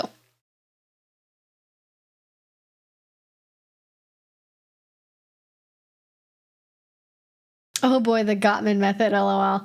Well, like, of the two dynamics, I do prefer the Gottman method over Esther Perel's. It's definitely a, like, take what works for you, leave what doesn't thing. I think he has a lot in there that's, like, insightful. As somebody, like, that is a very emotionally and romantically focused person, that book speaks to my style of relationship and speaks to, and at least in some ways, like, again, there's a lot of, like, porn infidelity I don't agree with in the book, but there's nuggets in that are like, that would work for me. That works for me. But I also know people that are, like, way more independent and, like, maybe, like, more adventurous, like, maybe more of an avoidant attachment style where, like, this wouldn't work for them. And, like, Esther Perel's method is, like, more their speed. But the thing is there's never one thing. I have read so many relationship books, so many sex books, so many books on polyamory, and every author, to a certain extent, in order to seem confident in their work, will kind of communicate they have the answer, but it's never the answer. Every person has a little nugget, little insight that's interesting. And sometimes those nuggets will work for you.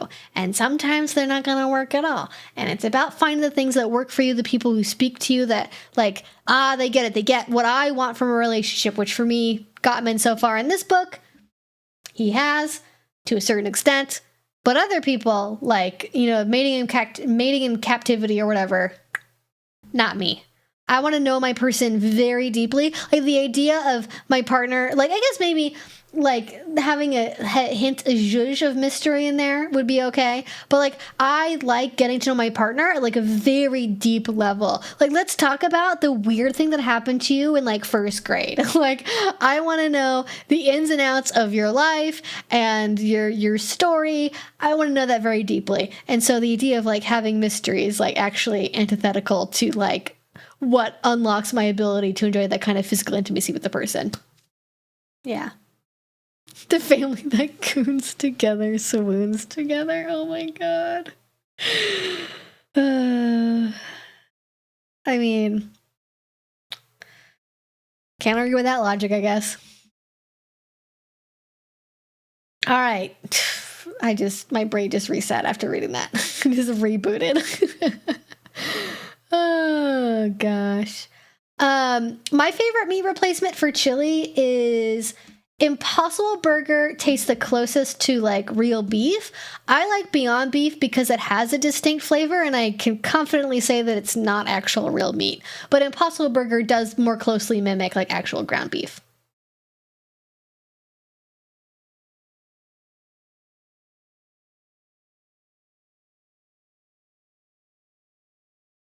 But there's probably like seitan substitutes that are also, like, ground beef like. There's also soy rizo, though I think that just comes pre-flavored in, like, kind of more of a, like, spicy Mexican flavor. Which maybe that would work for chili. I don't know. I haven't tried it before. So rizo is also an option that's just, like, soy, which is essentially just tofu but different.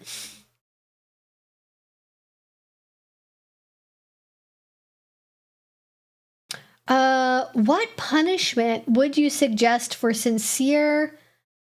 wait, let me rephrase this.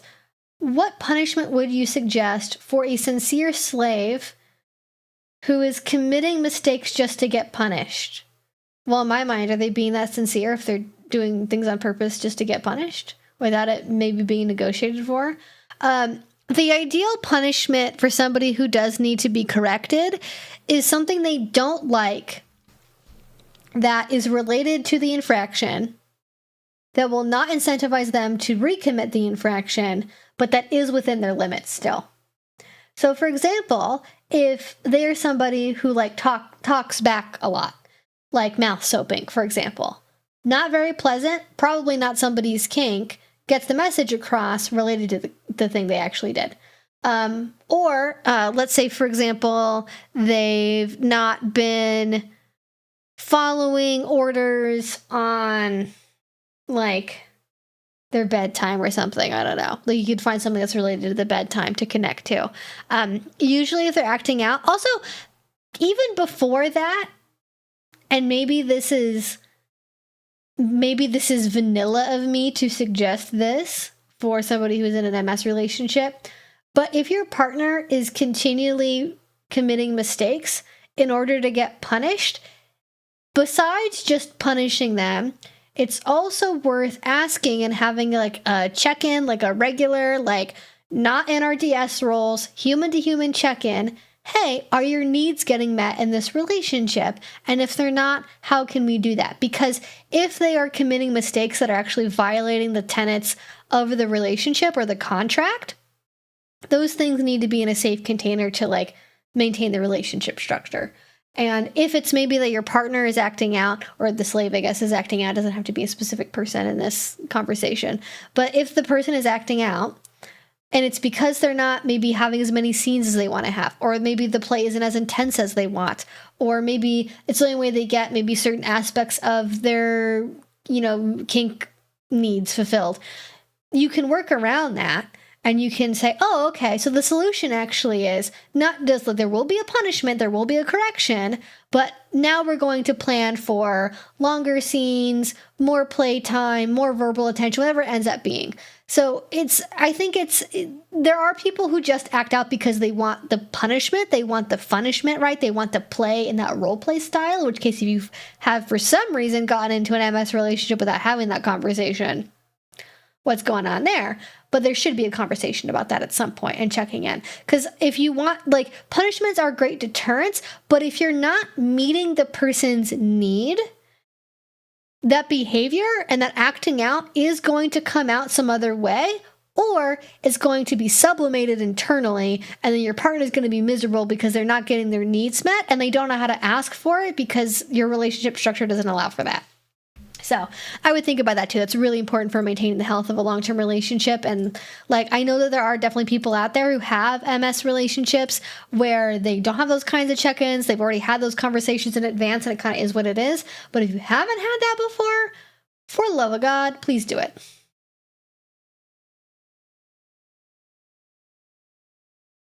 Back when we did punishments, one of them was drinking water with flaming hot Cheeto dust swirled in it. Oh my God, that's funny.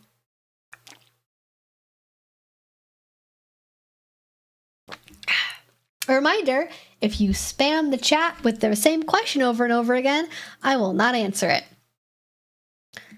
Patience is appreciated.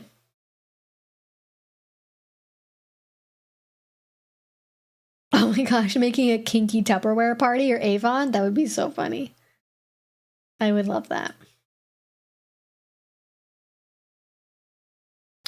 All right, going more into the chat here. I don't know if people make locking friendship bracelets. Usually they're just made out of like, what are they made out of? String, I guess? I don't know. Paracord? I want to know what people make friendship bracelets out of. I haven't actually thought about it. Ooh, can I ask what limerence is? Oh, for sure. Yeah, no problem. What is a good... Did we look this up last time? What is limerence? I know I'm just reading Google to you, but I'll like spin off my own thoughts on that. So limerence is usually something that you experience in the first stage of a relationship. It can last for, I'm not sure what like the science says about this, but I think it generally lasts for between, let's say, like 3 months to 2 years, where you have these like intense feelings for someone and you have essentially like a pedestal that you've put your partner on, where it's like they're your person and they're your ideal and they're everything that you want, and it's obsessive and it consumes your time, and usually it's one-sided, like it's not a mutual experience. Like it's kind of, well, you can be in mutual limerence, but like oftentimes limerence is also kind of a one-sided experience, and you essentially believe the person is like infallibly like perfect for you and they're wonderful and like everything that they've ever done is forgivable and they can't do anything wrong. and you just like, you feel like you really struggle to live. You struggle to like maintain your other relationships and your job and everything else, sometimes because you're like so obsessed with this person. You have these really, really strong feelings, and ultimately it's not really sustainable. Oh, there's a really good like chart for this. Oh, did it just fake me out? Oh no, here it is. I think this is actually the one we read from last time I talked about this. So limerence includes intense obsessive infatuation characterized by intrusive thoughts and idealization. It can involve an overwhelming preoccupation, emotional volatility, and idealization. So you can rapidly go between like they're perfect or they're not like me at all. And there is again that idealization like we talked about. Can lead to unbalanced power dynamics and unrealistic expectations. And it's usually a temporary state, so it doesn't last for forever. And oftentimes people will misinterpret limerence and label it like love at first sight. I'm not going to debate about whether or not true love at first sight really exists, but for the most part, I think when people are like suddenly like Twitter pated, right? Like Bambi, right? You're Twitter pated, you're obsessed with them, they're all you can think about, they're the one for you. That's probably limerence. Love is a much more mature emotion, like in terms of like maturity in the relationship, something that gradually develops over time, and that it's born out of a mutual experience of mutual vulnerability, mutual realistic emotional connection, seeing the person not for the projection of them that you've made, but for how they really are and how they really fit into your life. And there's respect, there's deep trust, there's communication, there's commitment to the relationship. And it's like, limerence is like being like unbelievably like impatiently excited at this like really amazing thing that you're anticipating. And then love is like this like calm, comforting, soft, warm feeling of like, I'm so appreciative of this person being in my life, and I hope that they're in my life for a long time, but I just respect them and trust them so much, and I'm so glad that I get to be with them. Like there's this appreciation with love, whereas limerence is like, I need this person, I have to have them, I must consume them. And there's definitely there, like, especially if you're involving a kink dynamic, some of those feelings kind of cross over into love. Like we can want to consume our partners and still love them if we're kinky, right? But yeah, that's essentially the difference. It's kind of a long explanation, but hopefully that was helpful. Like, and I think there are definitely people where there's aspects of limerence that get transferred into love. Like there's this, you hear those old couples that are like, we fall in love with each other more every day. And like they have, for whatever reason, this like psychological ability to maintain sort of the obsession and the devotion of limerence into love. But the love is still there. Like there is still that, there has to be that groundwork of trust, commitment, communication, seeing each other for who you each really are and being able to stick through it. But you can also sometimes carry over those like more obsessive feelings if you like cultivate it, right? And sometimes we're just dramatic people. Sometimes we just have those more intense emotional experiences, and that is like still authentic, but it might look less stable, maybe. It might look less stable, but it's not unstable in a bad way. Limerence and love can come together. The limerence will fade, but the love will hopefully last. Yeah. It kind of feels like you're going crazy a little bit. It's weird and kind of fun and kind of upsetting. Yeah, it's kind of upsetting. That is true. Yeah, that is true. It can be a little upsetting. Okay, more questions. This is the 15-minute warning, FYI. Speak now or forever hold your peace until next week for our next live stream. FYI. Thank you for your recent pet play video. I realized that I am almost 100% sure I'm a bunny. Had never considered pet play before, and then I was like, I'm actually a bunny. That's funny. I love that for you. Sometimes you just need to have a new perspective when we go, wait, that could actually be my kink, though. Bunnies are fun. I love bunnies. They're very cute. Have you tried pony play before? And if so, how was the experience? I've never done pony play. I certainly know pony players and I've been around them. Pony play, despite being a recovered horse girl, not really my thing. Have I ever done what play? Illustrator. What the? Y'all are making me Google so much today. What is this? Is the Evie Lupine Googles thing show? Oh, is it because we talked about castration? Oh, no. I'm not a top like that. Listen, I don't want to have anything to do with your penis. I don't want to have anything to do with anyone's penis. If every person with a penis I played with could just suddenly not have a penis, I'd honestly be pretty happy about that. Like, I don't, if I'm topping, I don't want to have anything to do with your genitals, all right? I don't care what's going on down there. I don't want to think about it. I don't want to look at it. I don't want to cause it pain. I don't want to make it feel good. I just don't want to be involved with it, all right? That's my opinion. Sorry to be a disappointment. I fucking love my dramatic emo wife. I mean, that is the emo coming out, I think. The dramatic, intense emotional experiences. And that's part of the love, is you appreciate that, right? So it's that. It is that. I make an orange soup with red lentils, carrots, sweet potatoes, and roasted red peppers. Very macro balanced and simple. Ooh, that sounds so good. I love roasted red peppers. Also, they're just called orange soup. That's all it has. It doesn't have to have a fancy name.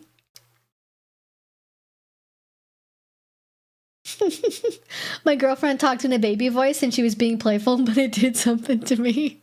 That's all it takes sometimes to awaken a kink, is you meet a partner and they just do something and you're like, that should be illegal. You shouldn't be allowed to do that to my brain. Oh, gosh.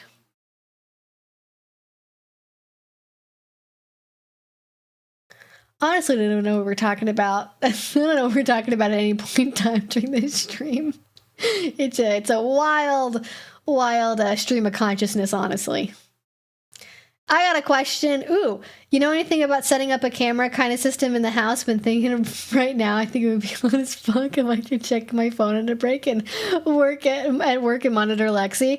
I feel like Mr. Christopher would know about this because he set up cameras in his house for his dom to watch him, which maybe is where you got the idea to begin with. There are so many camera systems you can buy now. There's like Ring. I think Google has a Google-specific one. I don't know what the fuck they call that one. But they can integrate with your smart appliances and your, like, smart home and stuff. I don't have any really strong opinions about that. But honestly, they make it dead simple now. You just buy, like 1 or 2 Ring cameras around the house. There's instructions in the box. They're pretty easy to set up. The main thing is just having a good Wi-Fi connection and then obviously putting them in a place where they have, like, an electrical outlet. And then bingo, bango, bongo. You can watch your hot emo wife at home as much as you want. Nice for check-ins, though. Nice for check-ins. Actually, I do wonder what the long-distance applications of a camera. It would probably, how would that work? Could you actually do a long distance? If you set up a camera and then the person came over to your house and they connected to the camera physically in person locally, and then let's say your partner went on like a business trip or something and they want to check in on you and you were like 2,000 miles away. Could they still check in on the live feed for the camera even if they were that far away? It must be able to. I actually don't know how that works.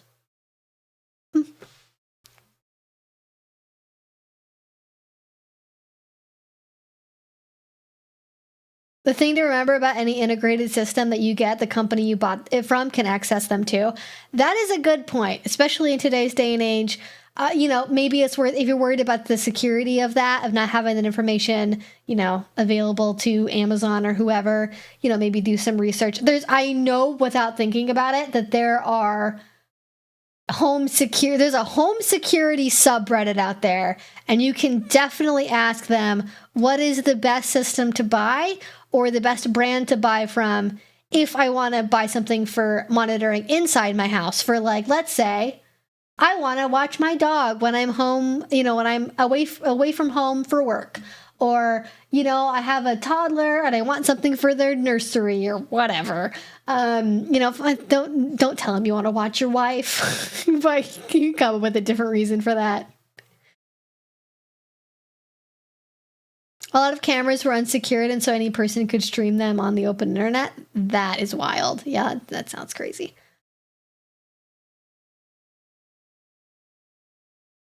Yeah. Yeah, don't want anyone hacking in and then seeing the secret goon sesh, exactly. Gotta keep the goon sesh on the DL. Can't let anyone be seeing that shit for free, you know? I'm in the same boat with Satan, and I'm boring too. That's why I need the Rex. I'm just mixing different frozen beans with rice and protein. That's like the vegan equivalent of having broccoli and chicken for dinner. Frozen beans. Oh, wait. This actually reminds me, speaking of frozen stuff, on Instagram, people are doing this wonderful new thing with tofu. New tofu technology has been invented recently. People are freezing the tofu. And it's doing wild things to the tofu, right? The texture is changing. I think the flavor profile is changing a little bit. Freezing the tofu, that could be a new avenue for you to explore. I'm going to explore it. I don't know what I'm going to make it with yet, but I'm going to be exploring the wild world of frozen tofu at some point. I love wraps. I love salads. I'm a big salad girly. I love having a big meaty salad. The soup. I never liked chili growing up, but I do like vegan chili now. Did you know this game about kinks called Kinky Dungeon? Again, I'm Googling something. Kinky Dungeon game. What is this? Oh. This is an actual, is it like a web browser game? No, I haven't heard of this. Is this like an arrow game? Is this like a porn game? What is this? It's actually like what is going on here? I don't know. I've never heard of this before. I'm kind of scared though. It looks cute though. If somebody's into bondage and also games, this could be a fun thing for them. Also $10. Definitely can't play it on Twitch, though. Definitely can't play that one on Twitch.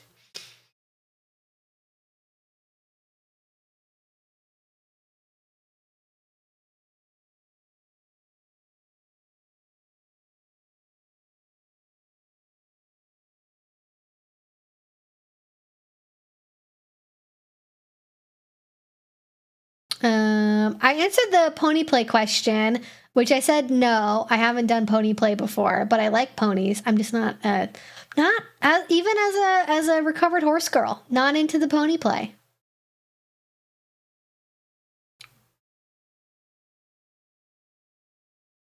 Have you read anything by Dr. Stephanie Gorlich? I don't. Maybe have I? I don't recognize that name. What has she written? With sprinkles on top. I've not read that book yet, but it is on my wish list. It looks like she also has a book called BDSM and Kink: The Basics. But I with sprinkles on top is has she written other? Oh, she's also read Kink Affirming written Kink Affirming Practice: Culturally Competent Therapy from the Leather Chair. I've not read any of her therapist books, but with sprinkles on top, I have. It's been on my radar. So I don't know when I'm going to get around to reading it because it isn't available in any bookstores I like physically shop at. But it's on the radar. It is on the docket to read eventually. I've been on twice frozen tofu for years. It's amazing for chicken replacement. Well, I didn't know about it. No one told me about freezing tofu, so I'm gonna try it. If chicken is somehow why is chicken harder to replicate than beef? Why is that the case? What is going on there? Is it just the fat content? Oh, TVP is good. That is underrated. That's one of the OGs for sure.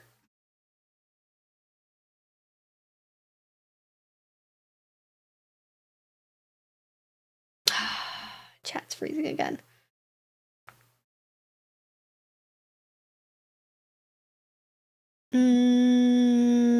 Okay, let me refresh real quick.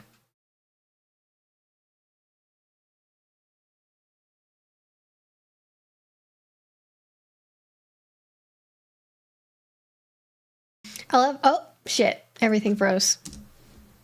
I made it worse. I'm sorry, Google. I'm sorry. I talked too much about veganism. Okay.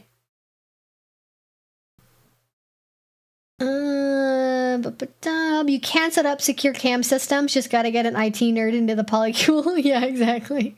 Get an IT nerd to manage it. Just look for a furry and ask him to set it up for you. Why is it so true that furries are specifically in like security and like sysadmin positions? Like, what is that? Well, sometimes they're UX UI people if they're more on the design end, but they are always like security people. They're always hacking shit too. What is up with that? Furries and hacking. Name a better duo, honestly. Name a better duo.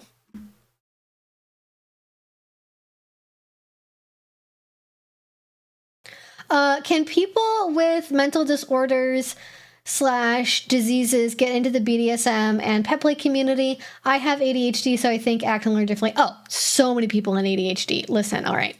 I've been in the kink community for 10 years. I have not dated anyone who doesn't have ADHD in 10 years. So many people with ADHD in the community. If that's what you got cooking in your brain, you are in good company.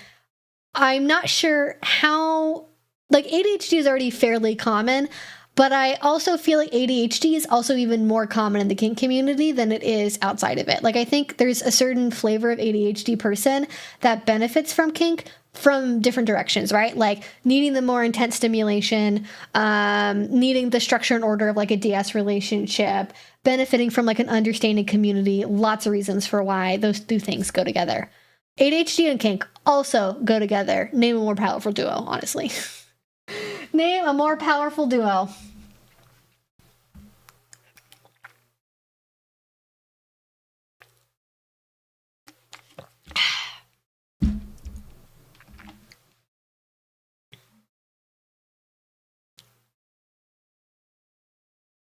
Get a Furbo.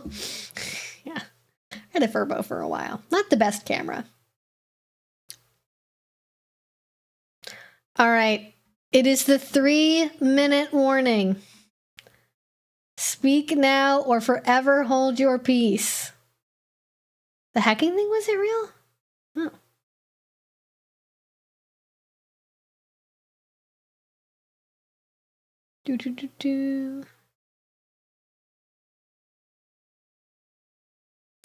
Do you think that 50 Shades of Grey is a bad representation of BDSM? I wasn't thinking of Edward Cullen when I said must consume partner, but it's better than the truth. I have a complicated relationship to 50 Shades of Grey.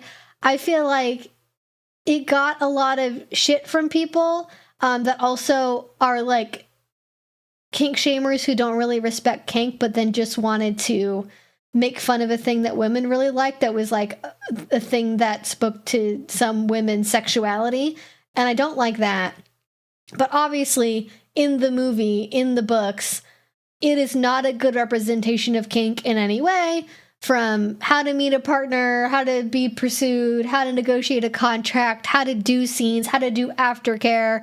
There's basically nothing in that I think is a good representation for BDSM, like of what actually happens, what's realistic, what's safe, what's healthy.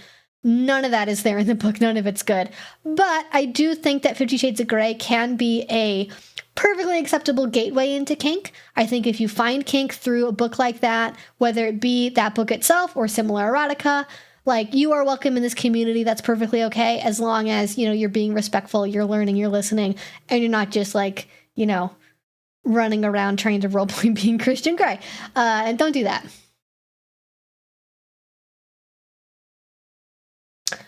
Any good places to get cute goth or pastel goth onesies? Found them once and forgot where I found it.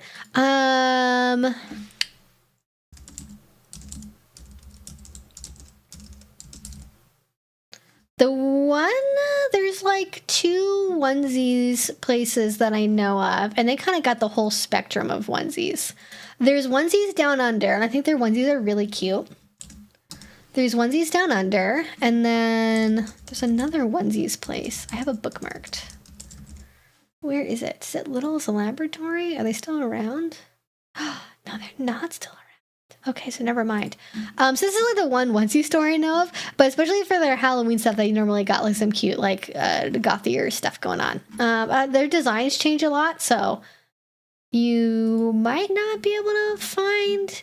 They have a baby wolves one that's like pretty cute. And they got like they definitely got stuff that's like you can make it work as a goth, you know. You can make it work, but that's my go-to. If I have to recommend something. My Little Kink Boutique. Okay. My Little Kink Boutique. Is it Little Kink? Oh, I have to verify my age.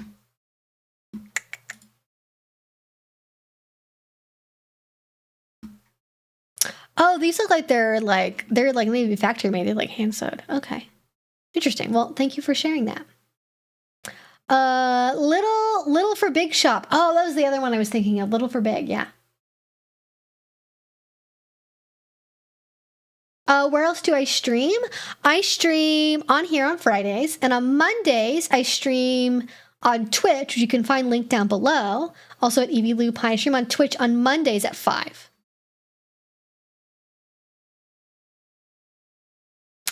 But with that being said, it's 8:01. It is time for me to go. I will now get the Bandita. Hello, Bandita. Are we sleepy? Are we sleepy, girl? Hi. We're so sleepy. Hi, girlie. Come here.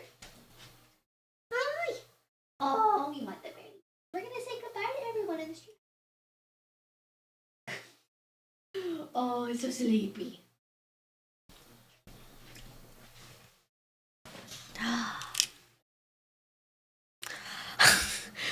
Have you heard about the Destiny leaks? It's over for the turkey tom heads. Listen, I know about the Destiny leaks, and couldn't happen to a better guy. Cheating with Lauren Southern, possibly having sex with a neo-Nazi. Definitely did inappropriate things with more than one minor. Just, whew. I genuinely, if you're ever a person who took Destiny seriously, I don't know how you didn't see the writing on the wall, to be honest. I don't know how you didn't see it. No judgment.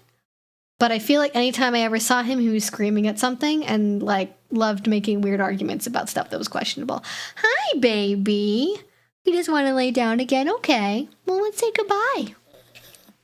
I know. Have you been listening to My Chemical Romance? Maybe some Fall Out Boy in your emo face, huh?